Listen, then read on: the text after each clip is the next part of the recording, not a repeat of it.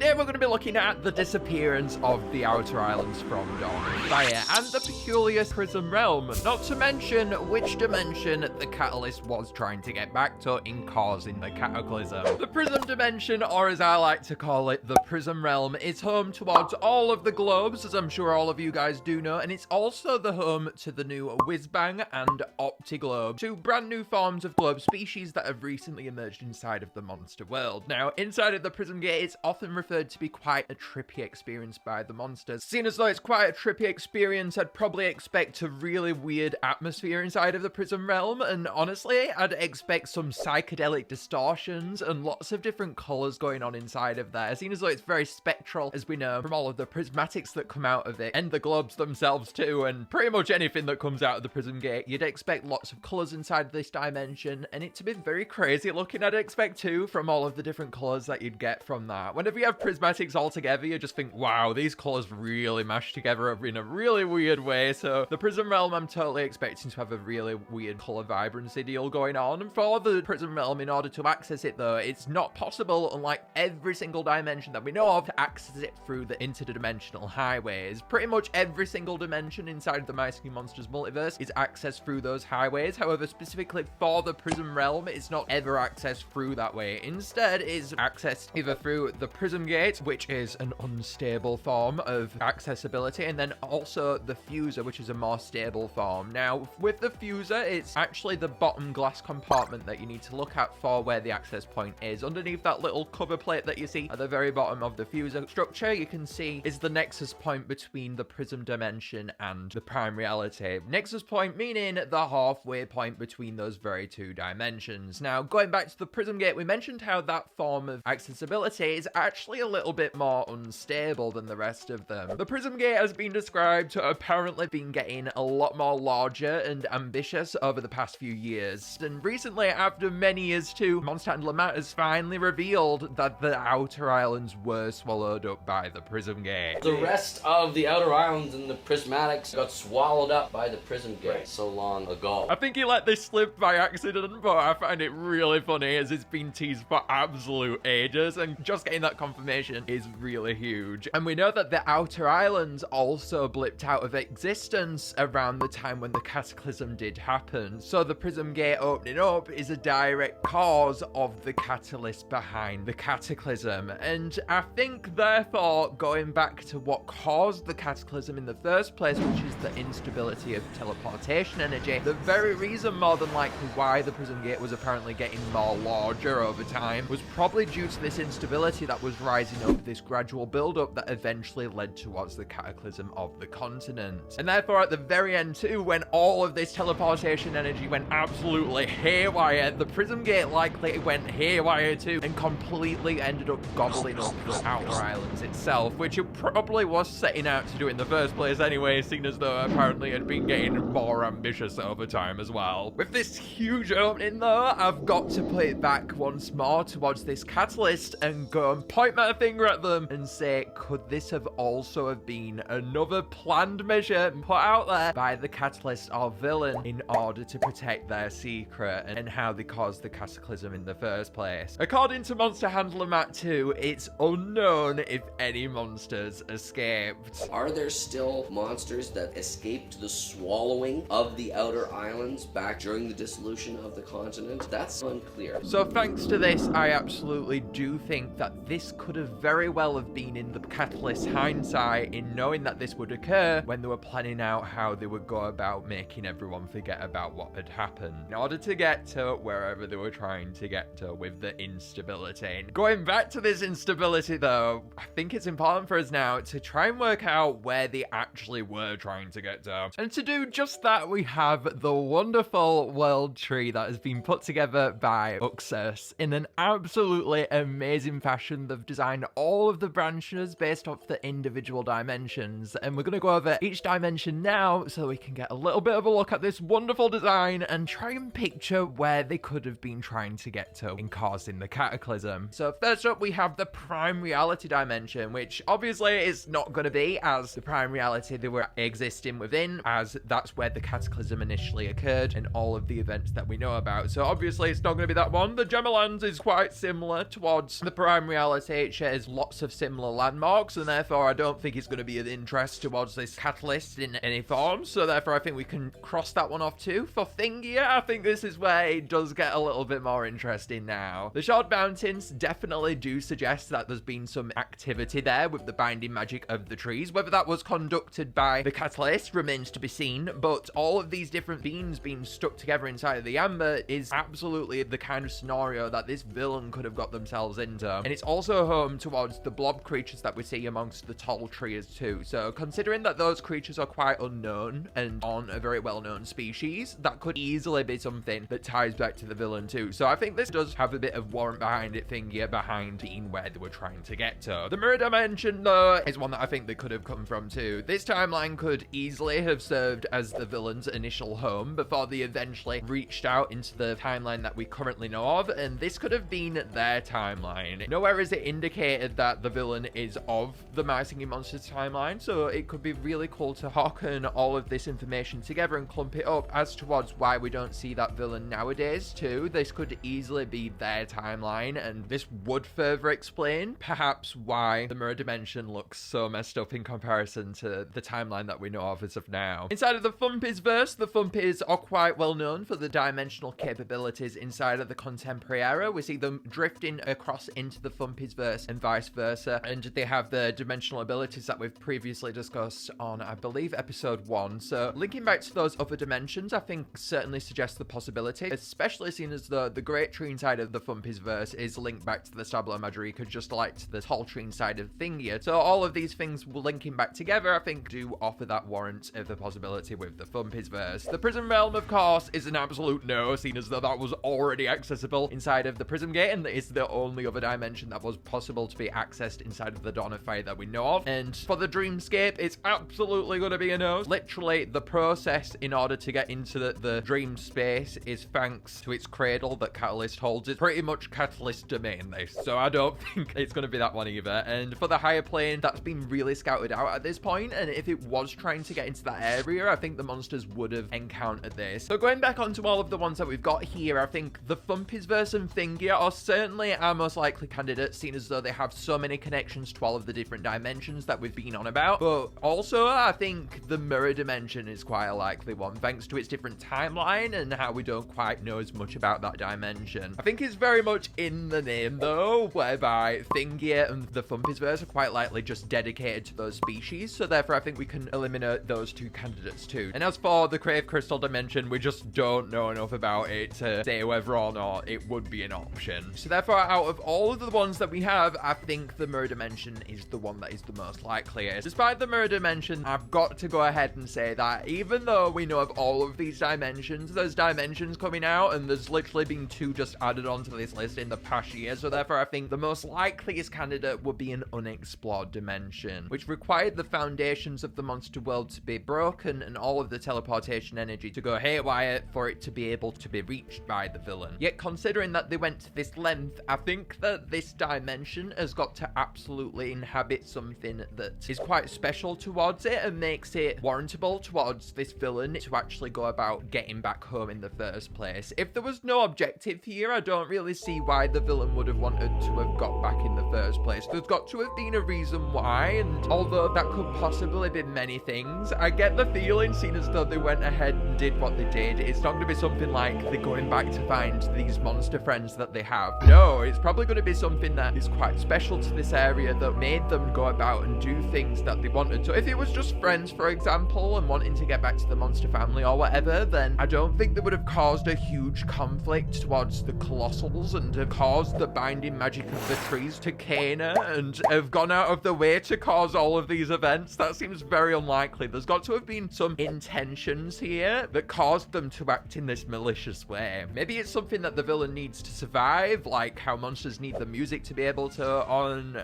Just what is it? I think is a question that does need to be asked here. But one that I think we can answer is how they did it. And to go back to this, we've got to go over how the Colossals themselves have the greatest power. The Colossals are the creators of the My Singing Monsters multiverse, pretty much, and pretty much every single thing inside of it. So if the villain was able to manipulate the same kind of power around them as what the Colossals possess, you've got to question how they managed managed to obtain that level of power and ability in order to be able to conceal the Colossals in the first place, as these are the literal creators. What on earth could have brought on this immense power that the villain possesses? Going back to the Colossals themselves, I think as a very answer might lie inside of the Colossals. The Colossals, often inside of the lore, are described when they were conducting the Great Song in order to create the monster world to have accessed the World Tree and its power by using the living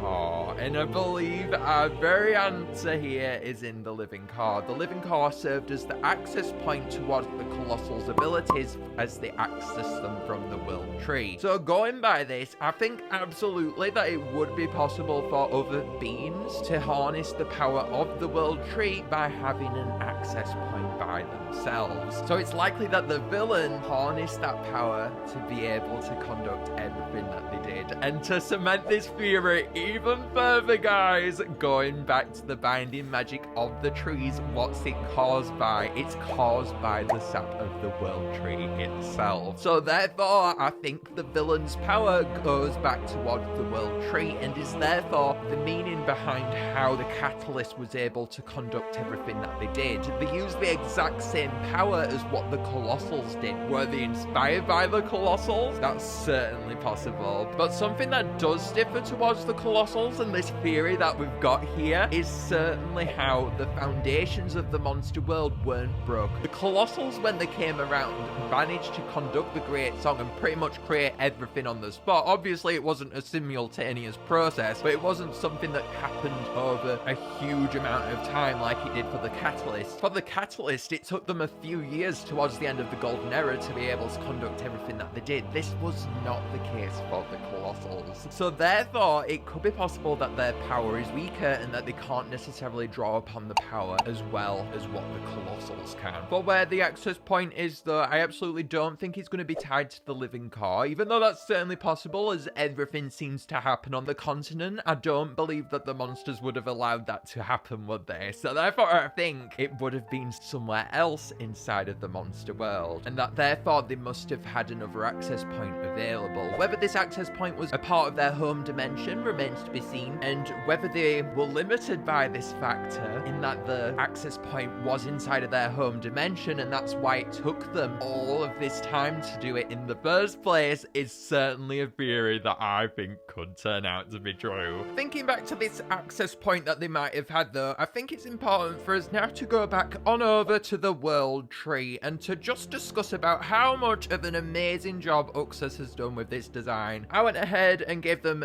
ideas behind the Amber Sap being a part of it and the different branches and the way that they could interlink. So for example, we've got the mirror dimension on a separate branch to the prime reality one, but it's sharing the same middle branch to symbolize that those dimensions are separate entities yet the same in many parts. Something which I pointed out too on the World Tree is how I really wanted the higher plane to be right at the top to symbolize the greatness behind the King and Queen Colossals. Not just that though, Uxas was very kind enough to draw up Kana escaping from the Prism Gate all the way back when the Prism Gate was sucking up all of the outer islands. They've depicted here a wonderful representation of that and how the monsters might have been trying to get away from that. And not to mention the relic too. They've put a lot forward today, and I'd also like to thank Raw Zebra for animating the World Tree as you saw in the beginning and throughout the entire thing. So big shout out to those guys. One of the main things that I think about though with the theories that we've garnered so far is certainly why were the Colossals just sat there? Why did the Colossals just sit there and allow this catalyst to do everything that they did? Were they unaware of it? But going back to that Colossals prophecy, there's got to have been some level of intellect and knowledge behind what was happening, and therefore next time we need to go over what the Colossals did to try and stop it in the first place.